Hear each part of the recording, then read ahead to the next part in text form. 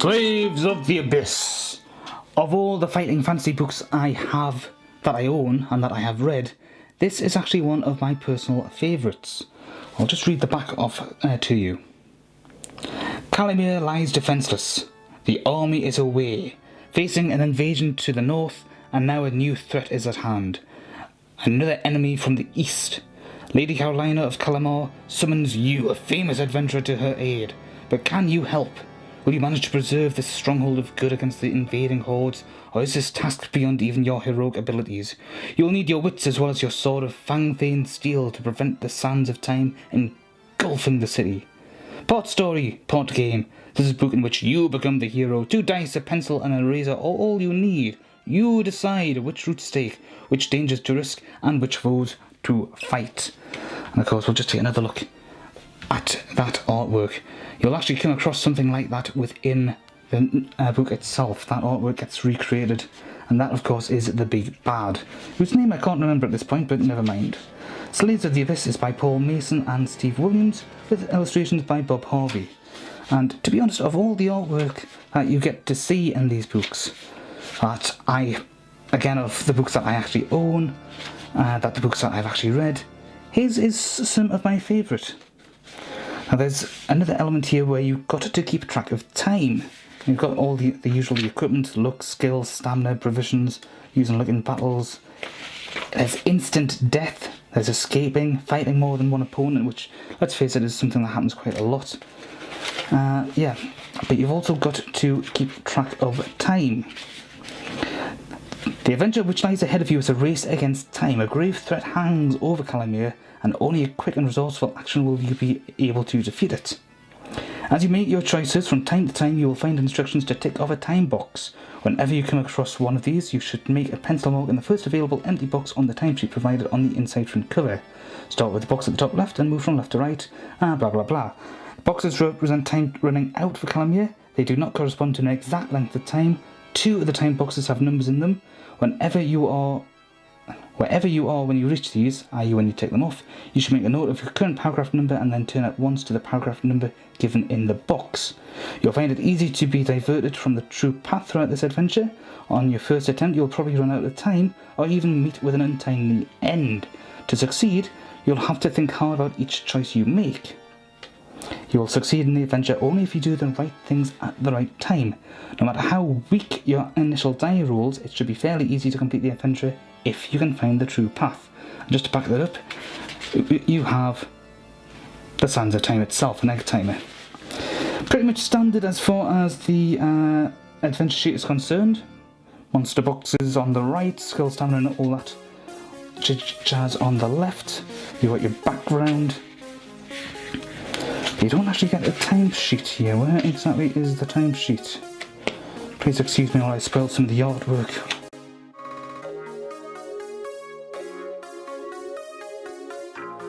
Okay, so I've taken a good look through everything here, and there is literally no time boxes whatsoever. You do of course get all the background stuff, and there's all the volunteers raising their hands and one person managing to catch something. Let's just take a look through them. Some of the artwork can be quite basic at times. That's actually some sort of crystalline creature that you get to encounter every now and then.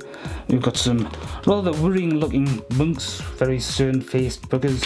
You have this particular person here, which from what I can remember, this guy is quite memorable in that he convinces you that he's down on his luck, and of course if you rescue him and get off to a settlement, the first thing he does is head off to a pub to drink himself into stupor and is never seen again. The artwork again is fantastic on that guy. We've got a little girl with a blow dart. I think she's a survivor of a particular village you come across. We have a tribute to the Fly.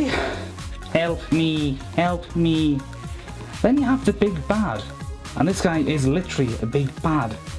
This guy is called Bythos. He is the bad guy. He is literally a giant in this particular scene. At one point you come across the guy and you're able to stab him to death, and he shatters and dies, but he comes back to life several times taller. When you first meet him, he's just a little taller than average, if I remember, but later on, he's a fucking giant. Can't remember a thing about this guy. This apart from the fact that I think he rescues you from something and then disappears. There's always a nice little valley. There's always characters like him that sort of make one-off appearances and then never show up again, which is always a bit of a shame, because you kind of wish that you could see a character like that appear more. Here we have one of the bad guys throwing a javelin that's supposed to be made out of some of the crystalline stuff. He's not the caveman that's mentioned on this page. Something else altogether. Here we go. If the sword flashes up to parry, roll to die. If the result is less than your skill, turn it to 2 for 1. If it's greater than or equal, turn it to 7 4. So yeah, that's you trying to avoid that spear. Not quite a Japanese anime nightmare, but oh, hang on a sec, what was it? I'll just move that to one side. I've just been keeping it in place at some point and then forgot about it, because it's been a good few years since I've read through this book. Is there some artwork there? Yes, there is! Now that looks spooky. Why are there marionettes hanging here? And what are all these supplies and provisions? It's mysterious. Oh, so mysterious. Here we have some alien-type beings, I think they were. One using mind control to try to open the doors, some sort of mental powers to try to open the doors, while the others trying to force it through. Might of course just be a wizard and some standard soldiers, but they're not human in any way, and they don't look like anything that you typically get in any kind of fantasy genre. So I kind of always thought that there was something else. Now this is not you, it's a friend of yours who's been locked up in the cells for some reason, and you have to try to save him. I don't think he actually survives though. Some ogres or goblins or something like that try causing you some trouble. Of course, they're more trouble to themselves, because look what that guy's done to himself. Not the bees! Not the bees! Where's Nicolas Cage when you need him locked in a wicker cage? And there we have you finding your old mentor. Notice that he's lost one of his legs, but he's also picked up a rather nice technique of throwing your sword with great accuracy to impale things. You can learn that trick and use it later on. There's actually some artwork that features you doing just that. There's Bythos in his original form, and some of his zombie-like cohorts, which I think are actually citizens that have just been turned to his side. And this is you actually freeing some of the prisoners. Basically, this is their souls, if I remember rightly, and this is their soulless bodies. You don't get to see the same people, I'm afraid. It would have been a nice little touch, but for them to get free, they have to drink that stuff to go off. Cattle mutilations, the UFOs must be in town. Ant-Man makes an appearance. Not really. There's a banshee of some sort. I'm not sure if that's actually your image or not, but given that that's your left hand, and that's their right hand, or their mirror image of your right hand, of your left hand, in a completely wrong position, I don't think that's actually supposed to be you.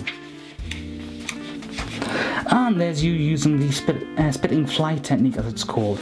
It does of course have the disadvantage of leaving you defenceless, because you now have no weapon, but what the hey, you can easily get another sword somewhere else, I assume. Here are some of the council people, or at least that's one of the council people. I think those are some hired thugs. Let's just see here. After several minutes, the slight form of Dunzyard breezes into the chamber, accompanied by a hulking bodyguard and a shifty, travel-stained individual who you recognise as Luthor, one of the other heroes who stayed behind to protect Calamir. Okay, that must be the shifty-looking guy, because that guy is definitely hulking and that guy definitely looks shifty. Then we have some of the crystalline warriors. You can see one of them quite clearly, but there's actually 4 of them at least, because 1, 2, 3, 4 little hammers. And basically what they're doing is they're just smashing up the various different crystalline things that form, because that forms the broth that Bythos needs for his power. And here we have the semi-recreation of the front cover.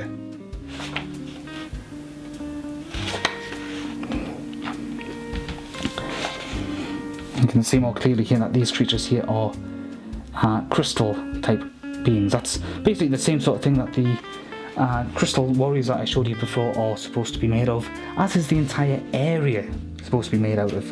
How Bythos managed to find all that is beyond me, but never mind. Here we have, unfortunately, the completely unavoidable death of the Monarch. There's Luthor, or whatever his name was. There's one of the other members of the council. There's another member of the council. Get who that person is, but there you go. There's actually a nice little method that you can use in the book when you're waiting in line to pay your respects to her. You overhear two peasants talking about there's some sort of tradition of having to kiss the monarch's lips, and the monarch's lips will turn black if you have betrayed them. Okay, and you actually get the option to use that to actually out one of the council members who's actually a traitor. More crystal creatures. Perhaps not looking that crystal-like though. Yeah, but there's a depiction of the cells that all the souls are kept in, and I forget who this particular woman is, but I think you have to guess who she is in order to get her help. And there we have the actual... okay, spoilers, this is the traitor who's died after you've outed her the way I told you about earlier. That's one of the council members. You might have remember me showing you by accident when I was flicking through looking for the time squares. I could have sworn that the time squares were actually in the book when I originally used them. I'm just looking at that note that I found inside here, which was obviously just being used as a rudimentary bookmark because it's got absolutely nothing to do with anything that was going on in the book. But as far as Slaves of the Abyss itself is concerned, again, beautiful artwork, very tight story. It's very, very well written. It's very interesting to play through. It's got some twists and turns that, yes, they are pretty standard tropes, but they come at times that you might not necessarily expect them to come. Now, the only problem is, of course, where the hell the time squares had came from. Maybe at some point on this particular imprint it just hadn't gone through. Maybe they had been revised away. But I remember that when you actually read through these, you do actually get instructions to actually tick them off. So I can only assume that what you need to do is either go online and look for the timesheet, because somebody's bound to have done that by now, or alternatively make your own, or alternatively just ignore that feature altogether, which is probably what I wound up doing when I first played this, because I haven't played through this again in bloody ages, although I remember possibly reading through this one the most, second to one of the other books that I have yet to re-review yet. But if you can get a hold of this, it's quite decent. It's quite a nice story, it's quite a good introduction. If you've never played this before, it's quite a good continuation to pick up on if you've played these before but never played this one. Yeah, I can heartily recommend it, but then again, I think it's fair to say I would recommend any of these because they're all rather good.